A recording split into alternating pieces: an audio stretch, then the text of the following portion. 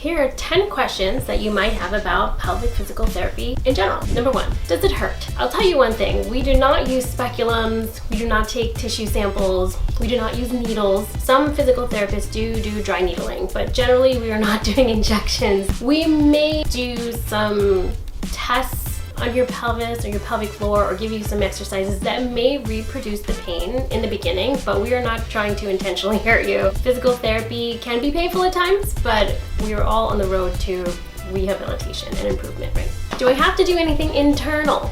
You do not have to do anything internal. There's plenty that a pelvic floor physical therapist can do without having to do an internal exam or internal treatment. You can do breathing exercises, you can do stretching, you can do strengthening and stabilization exercises. There are a lot of different tools that you can use externally to evaluate and treat your pelvic floor muscle. Can I bring my partner? So if you feel comfortable with you having your partner in the room, then you can have your partner in the room. It's a discussion you should have with your pelvic floor PT. I personally like to have the partners wait in the waiting room because I feel that patients tend to act a little different when the partner is in the room.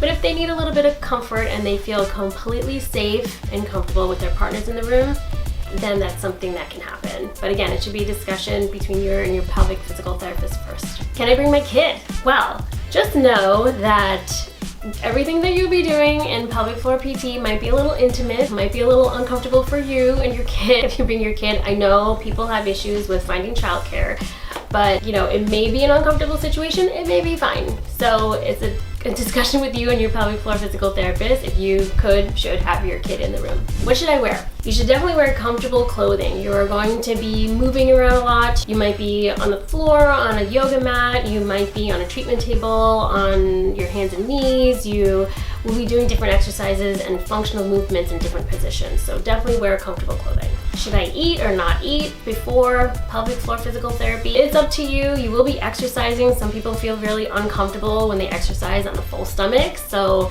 it's up to you if you want to hold off on eating before going to pelvic PT. Should I empty my bladder before pelvic PT? I think you should. I think you should empty your bladder. I think it would be a lot more comfortable doing pelvic floor PT with an empty bladder.